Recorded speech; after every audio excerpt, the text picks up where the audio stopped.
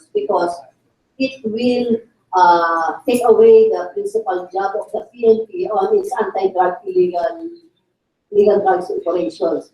And I will give you the floor to further enlighten us, enlighten the public on the need of the barangay elections. Well, tama ka, Marichu. Friends, napakaraming reasons to postpone the October 31 barangay elections. And you mentioned one of them, which is the fight against criminality, yung laban ni Pangulong Duterte at ng ating PNP, General De La Rosa. Alam natin kung gaano sila ka-agresibo.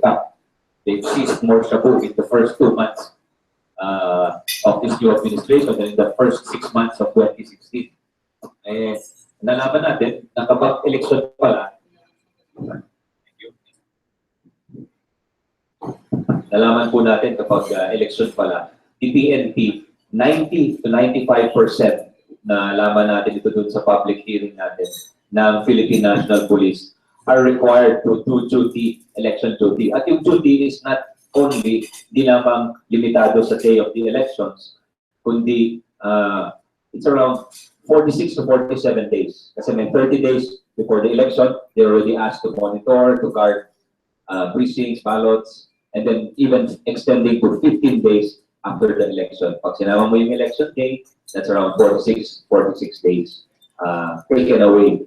Kasama na rin po dyan yung AFP. Yesterday, we had the sad news, yung malungkot na balita na meron tayong 15 sundalo na namatay sa Sulu, laban ng Abu Sayyaf, and they will be sending 5 more battalions of soldiers to Sulu. Kapag tinuloy po natin yung barangay elections, again, operations like this will be affected because soldiers will be asked to do other duties related to elections. Palagay ko, hindi ito ang tamang panahon para gawin yan. At pati ang COMELEC, mismong si Chairman Andy Bautista nagsabi, there is such a thing as election fatigue.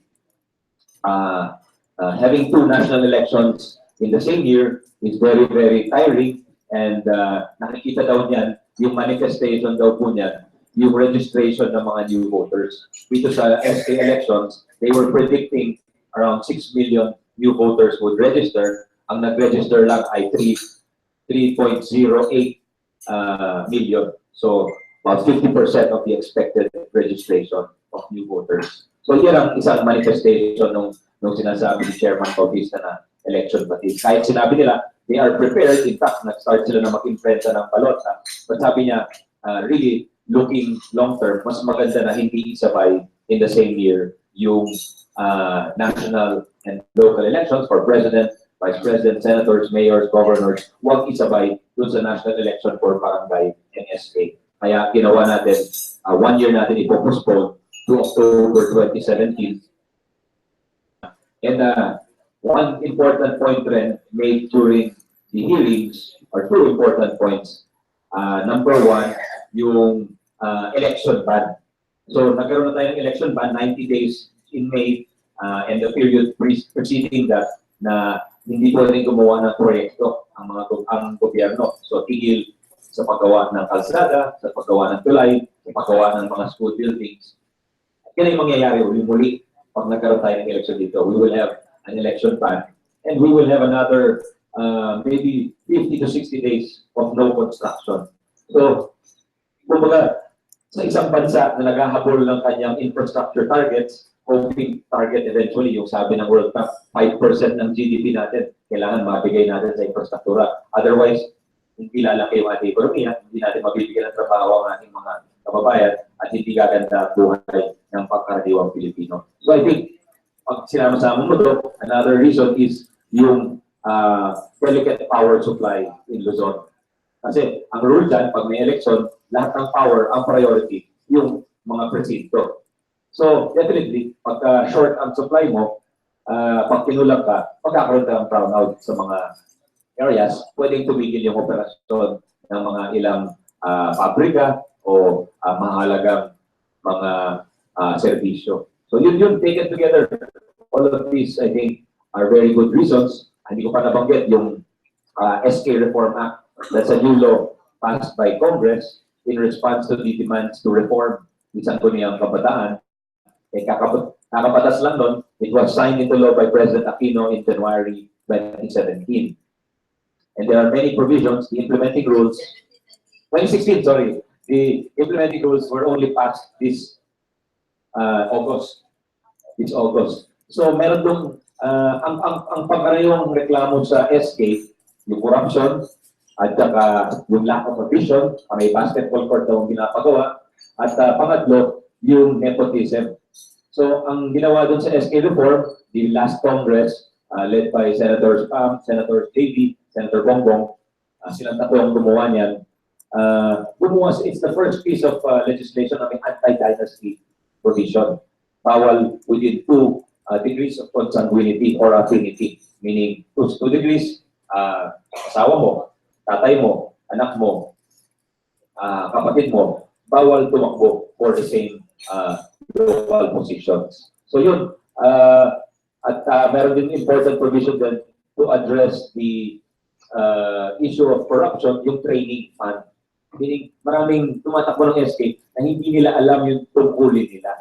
So, kaya naglagay ng training fund to train all those na uupo sa SK. So yun, sa 2016 budget, wala pa yung pondong yun. But it is now in the 2017, yes. But now it is in the 2017 budget. It's 50 million to train, yes. To train all of the million. Well, we can increase it if experience shows na hindi siya sapat dun sa kanyang na unit. Pero sa ngayon, wala talaga yung pondong yun. If we push through with the elections. So medyo hilaw pa yung SK Reform Act. Fully funded yung kanyang mga mandato doon. Pero meron pa sa political reason. Si President Duterte na yung mga appointees niya. Kasi may election part din, no? Kaya dati yung campaign, sabi niya, will push through. Kaso, na-empower na siya, na-realize niya na mayroong mga constraints din siya. Actually, na-realize niya, napakarami pa lang i-appoint. Kaya, up to now, hindi pa napupuno lahat ng posisyon or appointees sa gobyerno na i-appoint ng presidente. Ma-apekto din yan. At inevitably, pag walang pinuno sa isang ahensya, ma-apekto din po yung trabaho ng ahensya. Pero dahil wala silang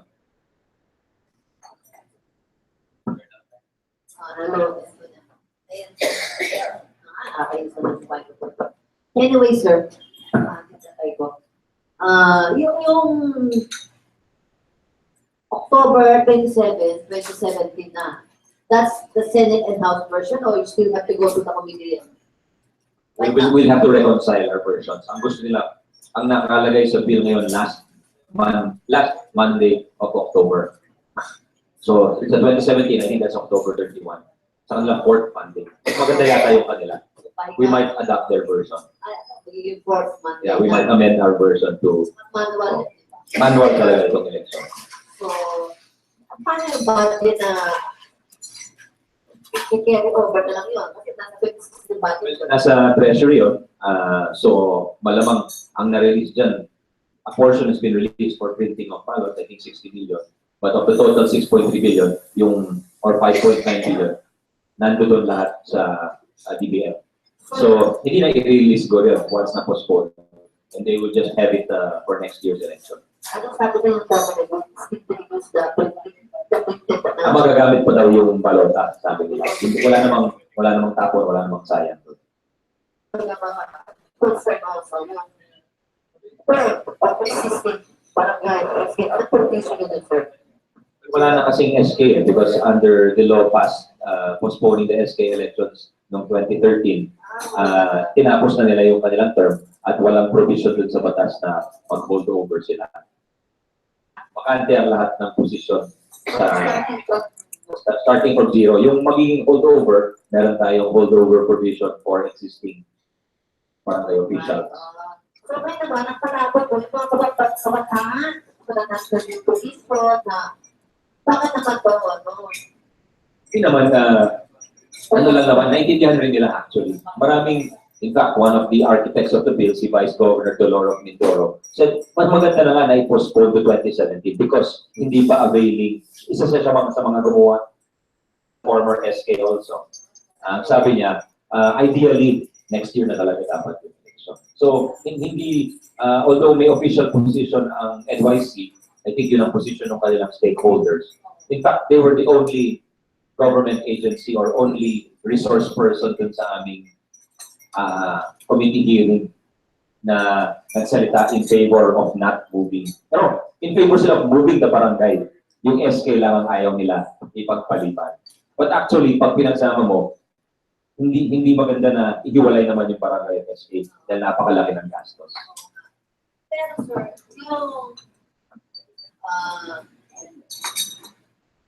yung provision sa batas na to, still sa yung I'm just wondering, bakit napakabilis? Because it was July 25 na kailan open. How did you do it? How do you fast track it? How many hearings did you conduct? Just one hearing which took practically the whole day. We met at I think 10 o'clock and we ended around 2 or 3 o'clock. So we had a 4-hour hearing and in-invite namin lahat ng mga liga, groups, mga SKs, liga ng barangay, liga ng munisipyo, League of Cities of the Philippines, League of Provinces, DILG, COMELEC of course, BNP. So halos ang daming resource persons at overwhelming yung sentiment. So hindi lang ito sentiment po ng inyong lingkod, kundi ito ang sentimento ng nakararaming mga nagsalita doon sa aming hearing na talagang mas maganda i-postpone at para masunod yung mga gustong layunin ng ating pamahalaan. During the interpellations yesterday, maganda yung tanong ni Senator Vic Boton. And I would like the public to hear it also today. How would you justify in the past, ang barangay natin, yung spirit of voluntarism, walang bayan, pro bono. Pero right now, there are like public officials paid with allowances, enjoying rich benefits like death certificate. Sa mga rich benefits. Well, definitely, palagi ko sakripisyo pa rin yung manilbihan sa barangay dahil ang compensation sa ilalim ng batas ay 1,000 pesos para sa barangay chairman, 600 pesos a month. Minimum. Siyempre, yung mga mayayamang barangay, mas malaki siguro yung kanilang ibinibigay sa kanilang mga opisyal. But I think it's not a lucrative position. So, although may konting komento or may konting allowance, doon pa rin yung spirit of voluntarism kung titignan mo. Dahil kung ikukumpara, napakahirap ng trabaho sa binibigay ng batas na sahod. This is involving all the postponement of the barangay elections. But in the light of yung sinasabi ng Senator Gordon na voluntarism, right now, the administration is into the anti-illegal drugs operation. And the President, in fact, has been encouraging the barangay to also help that government. Kasi mga barangay at grassroots talaga laban ng anti-drugs and other anti-crime, di ba? Is there any proposals coming from right now from the 17th Congress to beef up the barangays? Well, may mga proposals to give added powers, dagdagan yung taxing power, meron pa nga dagdagan yung term of office nila from 3 years to 5 years para hindi sila masyadong involved sa politics at makapag-concentrate sa kanilang trabaho. And we will tackle that pagdating ng oras, pag may mas mahabang panahon para debate. Na medyo urgent itong usapin ng barangay elections na ang kanyang postponement at humingi ng deadline ng COMELEC kasi sabi nila, kung hindi klaro sa amin, itutuloy namin yung printing ng mga balota at tawagin na nila yung mga teachers at saka yung mga volunteers for the election na babayaran nila. At gagastos ang gobyerno. So importante talaga na klaro na ang direksyon dito sa postponement. At palagi ko, nagsalita na rin si Speaker Alvarez ng House of Representatives at nagkaroon sila ng all-member caucus kahapon. At klaro na rin na clear ang sentiment sa kanila na ipopostpone din yung election. Kayo, nakapakabilis mo. Paano ba sa House? Hindi wala pa yata akong narinig sa House. For time, ito sa over na yung election. So, will you, kasi the President has to certify this as an urgent administration bill to fast track everything. And yet, the President has not convened the LEDA. Do you think there's still need for the President to convene the LEDA to convince everyone na ito muna priority natin? Maganda yung pag-convene ng LEDA, no? But for the purposes of this bill, palagay ko hindi na kailangan sapagkat bumalaw na yung liderato ng parehong kamara. At dito naman sa Senado, parang wala namang major opposition kung baka minor points regarding yung holdover provision, regarding yung sa barangay officials, existing barangay officials will hold over until the next election. Yun lang naman, walang major opposition. So, tingin ko, we had 6 senators asking questions. There's only 2 left. So, baka hindi namin mapasa today, baka sa Monday na, papasa na namin on second reading. So, I think that's a clear signal to the COMELEC that... and the President. And the President. Oh, the President is already very supportive. Dahil pinadala niya si Secretary Sueño doon sa aming hearing. At sinabi ni Secretary Sueño na yung main concern nila actually is yung election ban of projects. Kasi nga, ang dami nila plano, ang dami nila gusto ipatupad, hindi nila magagawa kung merong election ban. But there's also the thinking na i-synchronize na itong barangay as the election to the federalism. Yung legislation na kailangan sa ano. Ma-apekto ba ito? Well, yung bill natin ngayon, we can pass it as is. Tapos later on, sa debate ng federalism, kung is maghalal tayo ng delegado sa isang constitutional convention para baguhin, pwedeng isabay yun sa election. Siya mag-adapt ng ano. Yes, they can adjust to the schedule of the... Republic Act that will postpone the... Yes. There's a year to debate that kind of a few months short of 1 year siguro to debate that kind of idea. Pero hindi pa klaro dahil papago-bago eh. Di ba originally, ang gusto ng administration was constitutional convention.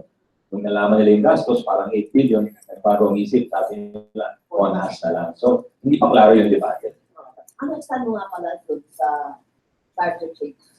Ako okay lang. I think the Constitution is turning 30 next year.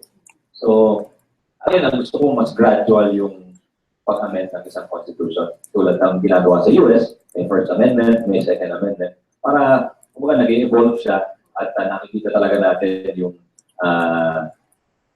yung development niya. Whether akma siya sa panahon, whether nakakatulong siya o nakakasagabal siya. Ito yung mga bagay na yun. Rather than a major overhaul, gusto ko gradual amendment. Yung shift to federalism. Ako, pag-aaralan dapat yan. Kasi ano talaga yung layunin natin dyan? Is it to create a new layer of government called the federal government? Or is the ay magbigay ng dagdag na mga kapangyarihan sa ating mga local governments? Because we cannot, if it is the latter, yung bigyan ng additional powers ang local governments, we can do that through an amendment to the local government code. We don't have to put up a whole new federal structure. But tingnan natin, pag tayo naman bumas tayo dyan, we are willing to listen to all the arguments in favor and against federalism. At syempre, pinag-aaralan din natin yung karanasan ng ibang bansa. Usually, ang mga nagiging federal states, yan ay may history na of separate states with their own government and powers. We're talking about countries tulad ng Switzerland, tulad ng Amerika. At nag-usap sila, no, France is not federal, France is unitary. There's a central government. So, medyo maraming nalito dun sa statement ni Presidente sa SONA because he was referring to France as a unitary parliamentary government with a president. But France is not a federal government. Maraming nalito dun. Anong ibig ba niya? Parliamentary or federal? I think he was referring to a parliamentary system with a president. Oh, yun ang daw. Yung sinabi sa akin sa editor ko, sabi niya yung French, and he was making fun of the ones can do this and can do that. And he compared it to the Britain experience na kailangan magpag-build muna ng cabinet and make crisis. Unique kasi yung France in the sense na unlike most parliamentary countries na kung saan ang head of state mo ay yung prime minister. Dun sa France, ang head of state nila yung presidente nila. So unique sila. Yun ang model actually ni President Marcos noong 1980s, nung ginawa niya yung amendment number 6 to create a parliamentary, diba may prime minister tayo, si Cesar Pirata, but the real power still resided in the president. And we had the Batasang Pambansa who had legislative powers, but also a strong president. So, in a way, baka yun ang gusto ni Presidente going forward. Tingnan natin. So, as you stand now, in order ka ba, basta open mind ka lang. And we keep an open mind. I support the move to give more powers to local governments, empower them. Through the local government. Yes, but I also am wary of dismembering or removing powers from the central government. Kailangan maingat tayo. We must strike the right balance. Pero right now, you are still LDP. Still, that's... How many members na kayo? Wala pa ng Democratic Well, we don't have as many congressmen or governors, but we still have many board members. We still have a lot of mayors. And your auntie, My aunt, Congressman Lopregato of Zamboanga, is still with us. His mother was one of the founders of the party. So we still have a few vice governors also.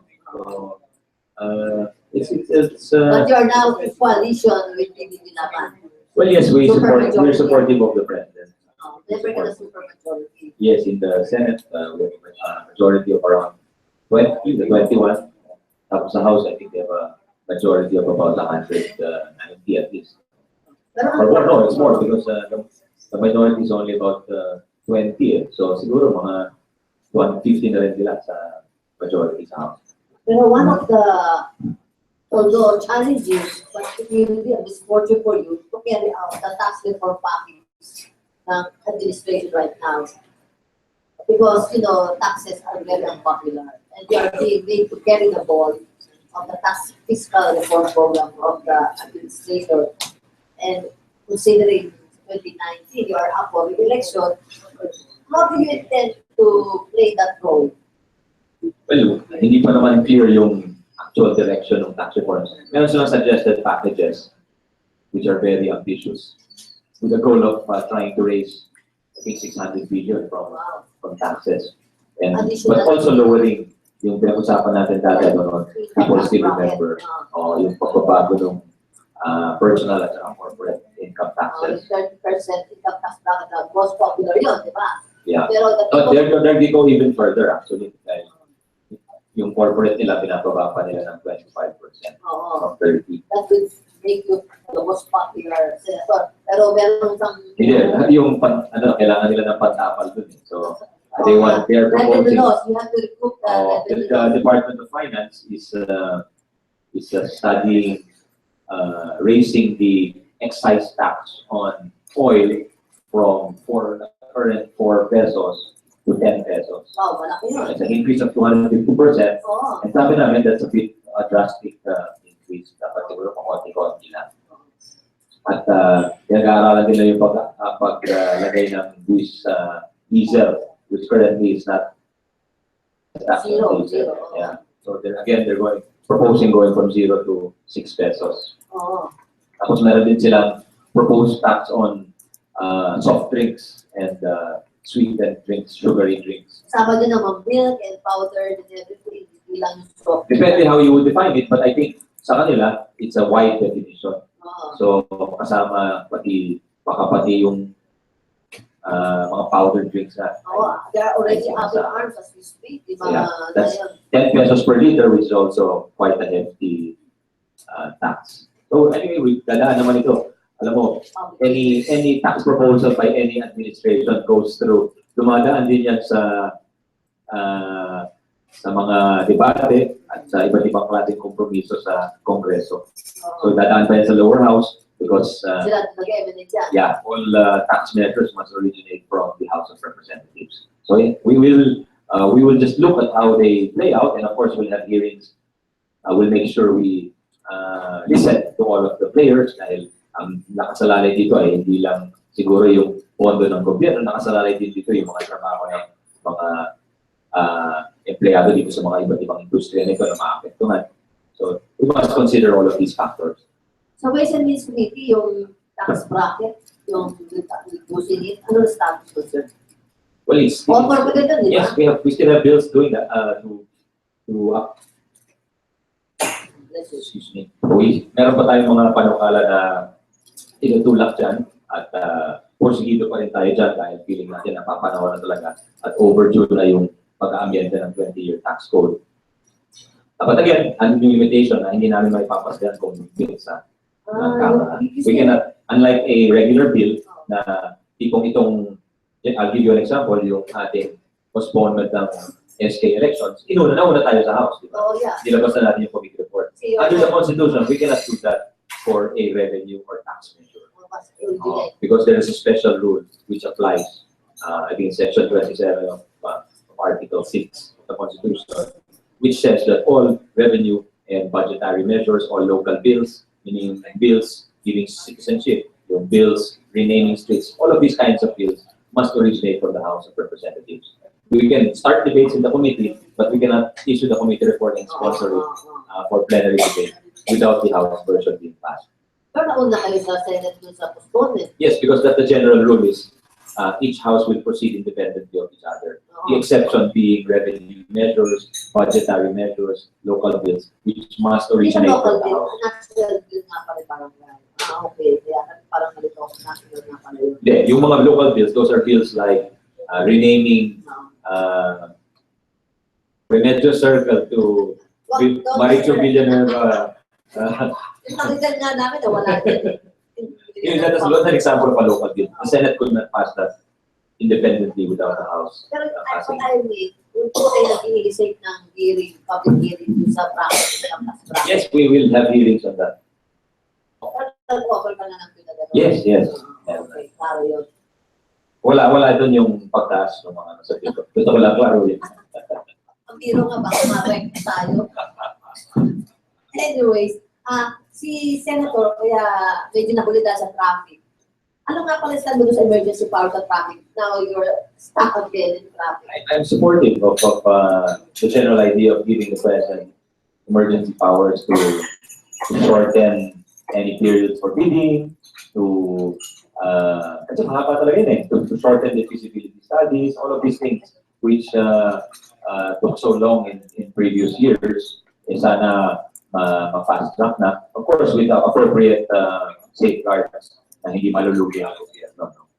But ang latest balita dyan is sinuspinde yata ni Senator Poe yung kanyang mga hearings dahil nag-aantay siya ng konkretong plano ng Department of Transportation. Supposed to enjoy the emergency crisis negotiated bidding. So she wants at least Yes, I think that's prudent because otherwise baka maraming kasama na hindi naman emergency gusto lang wag dumaan sa bidding, di ba? That's always a danger. Pero ang number one advocacy ni Senator Angara is education-related bills. Ano ang push mo yun? Well, meron akong bill for poor families kasi although malaki na yung CCT program natin, ang dami nating tulong sa mga mahihirap, talagang hirap tayo na isara yung agwat to close the gap between the rich and the poor. No? Kung inequality ang pinag-uusapan, isa tayo sa pinaka malaking inequality sa Asia. At tingin ko, ang long-term solution dyan is really education. Kung saan nakita mo yung mga mahihirap na pamilya, hirap talaga magpatapos ng kamag-anak nila. So under this bill, we will start with the beneficiaries of the CCT. Sila ay guaranteed one college graduate who will be sponsored by the government. Anong bill yan? Oh, that's my bill. How do you call it? It's called One Family, One Graduate. Oh, okay. estimate ko na Well, sa CCT family na there are 4.4 million CCT beneficiaries. Oo.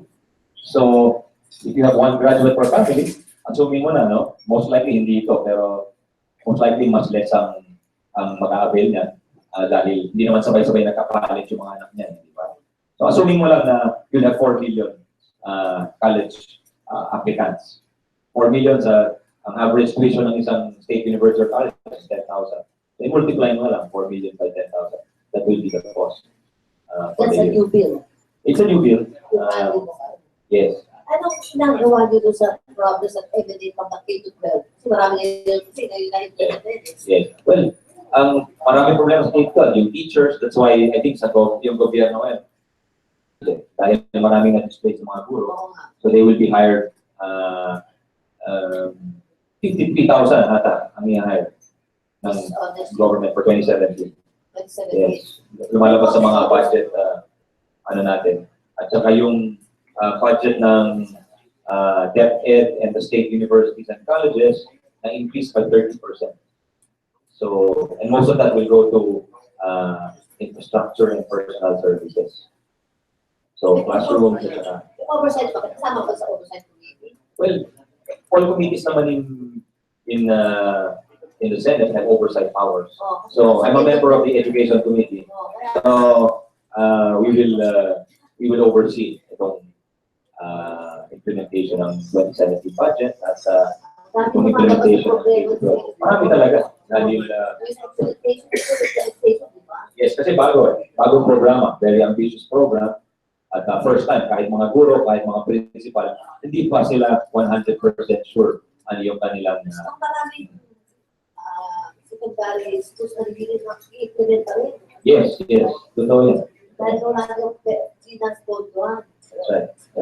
Tapos may growing pains yan, sigurado. For the next 3 years, may birth pains talaga yung programa.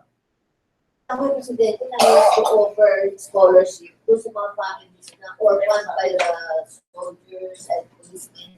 Sabi ko, walang presidente ka na support dito. Dapat mag-institutionalize yun sa isang batas na ala na may graduate, may mga scholarship. Pinag-aaral namin yan, mga kaibigan. Kasi kakapanalo lang ni Heidi Diaz, di ba? Ito nga, nagpapakamatay sa training. We passed the law, yung Republic Act 10699, Incentives Law for Athletes. Dinoble natin yung award ng mga atleta. So, she got 5 million din sa silver medal niya. Paano naman yung mga sundalo na hindi lang nagpapakamatay sa training, talagang namamatay? Paano yung mga pamilya nila? So, we're trying to ensure that up-to-date yung kanyang benepisyo at mabibigyan naman ng konting seguridad yung kanilang mga pamilya. Kanilang mga iniwan sa Pero buhay. hindi na-institutionalize yung system na yan. We're studying it now and we're looking how we can institutionalize it. I think meron namang mga benefits under existing laws, pero baka like many of our laws, tulad ng mga batas, medyo outdated na. Baka ito, outdated na rin. Must be updated para mabigyan din ng moral boost ng ating mga kasundaluhan, ng ating mga kapulisan na namamatay sa line of duty. Before I ask my to the floor for questions, kasi si Senator, babalik pa ito sa Senado para mag-perform ng kanyang Senate duty sa budget. Kaya tapos dito na yung watch niya. How do you, as a young senator, and the President keeps saying that there are 3.7 billion drug addicts all over the Philippines. Can I get your perspective on this problem affecting our youth? Nakakabahala. In fact, I think it was before the President took over, there was a big event, yung close-up event. At ang daming namatay. At some friends na kausap nila mga doktor sa mga ospital. Ang mga dinadalang bata sa ospital, 12, 13, 14, 15. Unreported. These are unreported cases. These are real cases. At dun sa mga namatay naman, dun sa mga autopsy nila, parang the doctors had never seen something like that. Na parang pumutok ang kanilang mga bituka. Itim na ang kanilang mga baga, itim na yung kanilang mga puso. Because what they took was a cocktail of ecstasy and shabu, something like On that, that occasion on that occasion. Wow. So definitely, yun ay isang legal event. Where it was a party where there were minors. So sa akin, it is a sign of the times. The very disturbing sign na talagang yung droga nasa mainstream na ng ating lipunan. At it's so easy for, and my son is 12 years old. My eldest son is 12 years old. Umisip ko na lang, gusto ko ba yun yung anak ko, lumalabas sa kanyang, kasama ng kanyang mga kaibigan. Pupunta sila sa isang party, tapos mayroong magbibigay sa kanya ng isang party plan. Sabi, oh, masarap to, subukan mo. Oh, tapos lulunukin niya. Eh kung bata man, hindi naman niya alam kung masama yun o ano. Pero that is a very distinct possibility. Your children, your grandchildren, my children are subjected to these kinds of hazards every day. Napakasama na po, kaya full support tayo kay Pangulong Duterte sa kanyang laban sa droga. Of course, respecting human rights, that's all very important. Pero we must not lose sight of the general goal o yung layunin natin na talagang linisin na ang ating lipunan dito sa specter ng drugs. Dahil nakikita natin, pinag-aralan natin yung experience sa ibang bansa, sa Latin America, sa Jamaica, sa Costa Rica, kung saan na-penetrate na talaga ng mga sindikato yung walls of politics, business, government, judiciary, police. Na-penetrate na nila eh. At nakikita natin yung emerging signs niyan. Dito yung mga narco-cops, narco-politicians. Pag nangyari yan, talagang makakorrupt na yung very fabric of our society, the very fabric of our government. We must not allow that to happen. Kaya dapat single-minded tayo dito. You know, si Senator Angaro, masyado kong humble. I know he's a well-educated man. And you took up law, di ba, sir? Yes, we're a lawyer. Hindi ka na nag-bar. I practiced law for 2 years. Yeah. Oh, yeah. Before I was a congressman, I practiced law. Okay. How young are you? 44 po. I think so old. 44 years old and you're an accomplished legislator. Kasi dati nag-apprentice ako sa pag-summer, nagtatrabaho sa opisina ng tatay ko.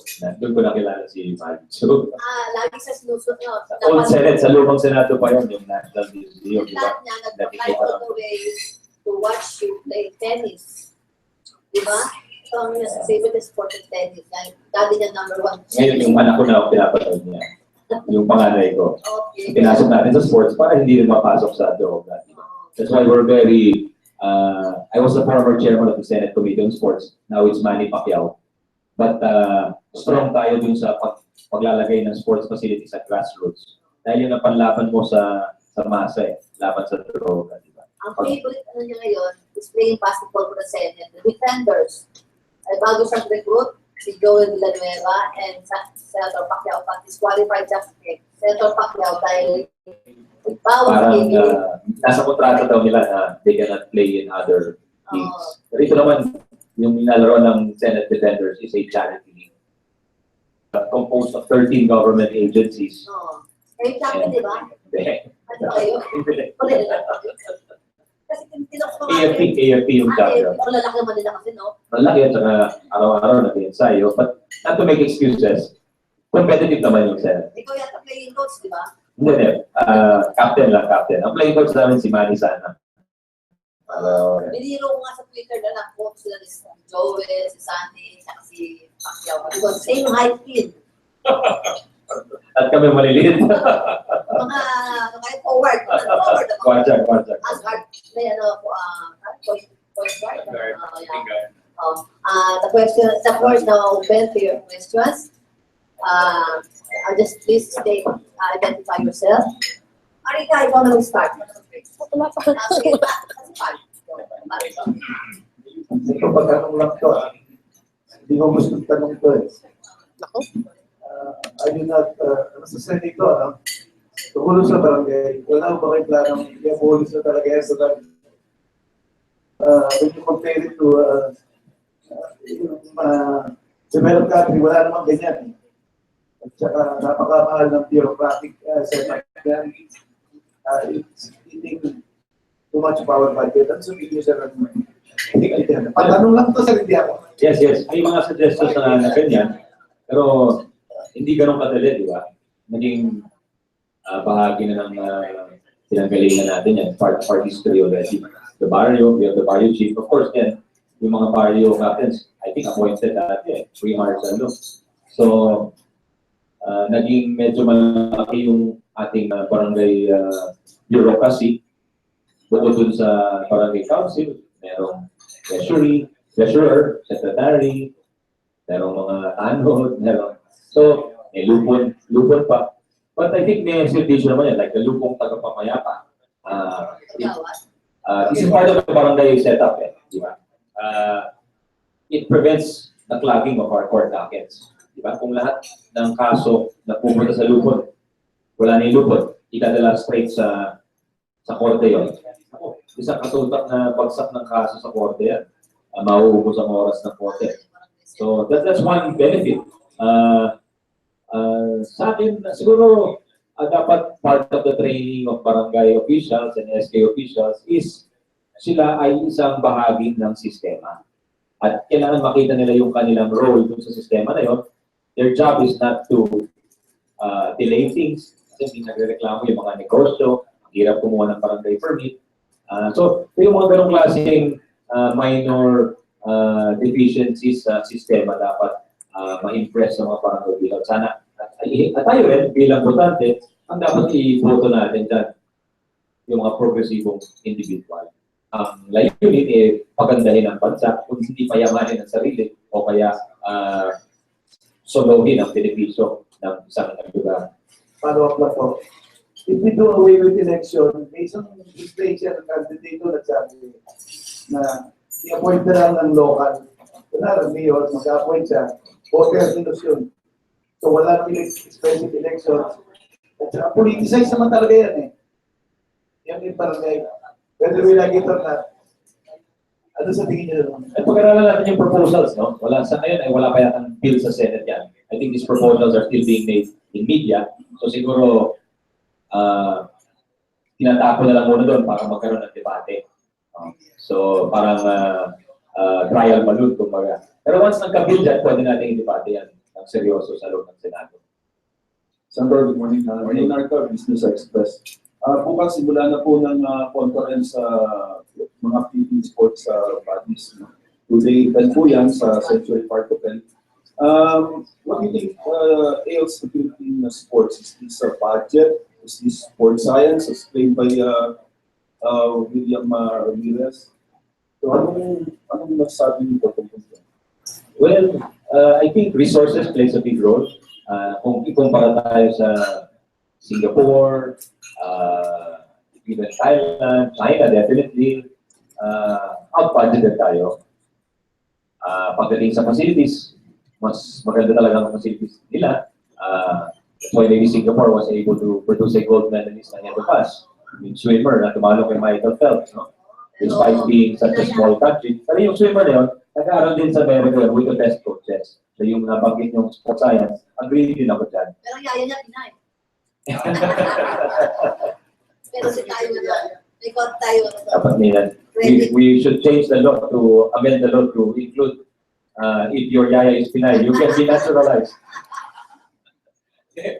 Yung sports science palagi ko importante dahil tingnan natin yung career ng mga outstanding athletes. Usually till mga 16 or 17 very competitive yan. Pero at some point, nag-taper off yung kanilang performance. And most people, most experts, I'm not an expert sa sports, but most experts say it's due to better nutrition, better coaching, access to better facilities. Yun ang X factor when they graduate from the juniors tournaments. We have outstanding golfers, outstanding tennis players, pero at some point na natatalo tayo along the way. So we have to be scientific in the approach. At nagugustuhan ko yung mga narinig ko kay Chairman Butch Ramirez ng PSC na he wants to create world-class training centers. Hindi lang sa Manila, yun ang bago siguro ang idea ni Chairman Butch is to have these centers for sport in different areas. Gusto niya may archery tayo, gusto niya may track and field. So we will definitely support that. Naumpisa na natin yan because when we were chairing the Senate Committee on Sports, we passed 6 bills to create grassroots sports centers in Davao Province, in Talisay, Cebu, in Alfonso, Cavite, in Surigao. Meron tayong mga ginawang sports centers. So, patuloy lang natin yun to ensure na yung 100 million, 104 million population natin, sa batang edad pa lang, nagkakaroon na ng access to facilities. Hindi lamang yung mga membro ng country club, membro ng Wak-Wak Golf or Manila Golf, yun lang nakakalaro. Dapat lahat equal yung playing field, literally, di ba? Sandy?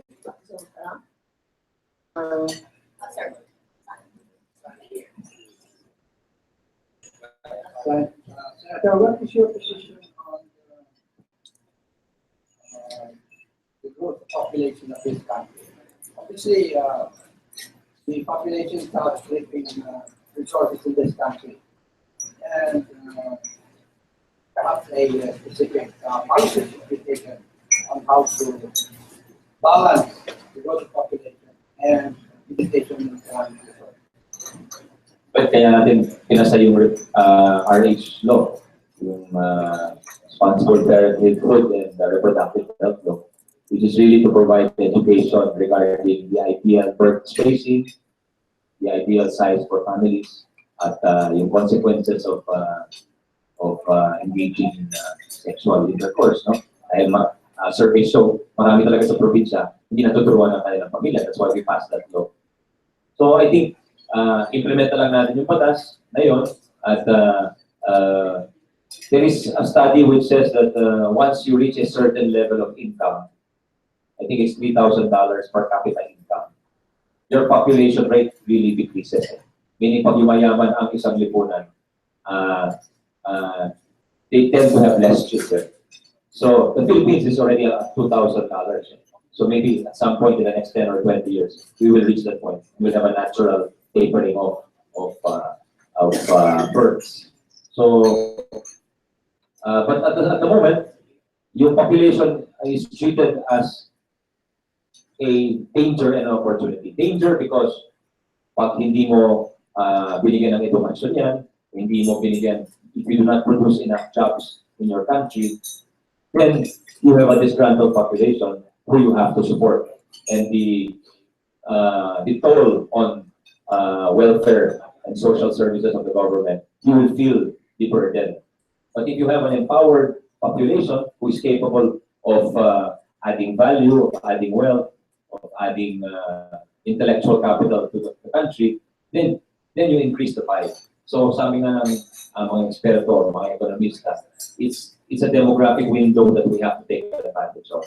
And while we have a young population, we must invest in them. That's why things like education and that are very important, are crucial at this stage. The approach to limiting the family to 2 or 3 children is a sensible approach to this issue. Well, huwag naman sana ala China na pipilitin talagang papawalin yung magkaanak. They had a one-child policy in China, and I think they made a 360-degree turn a few years ago. Dahil nakita nila, you had a society full of young men who were looking for wives. There were not enough wives. So the reverse naman, they're trying to encourage.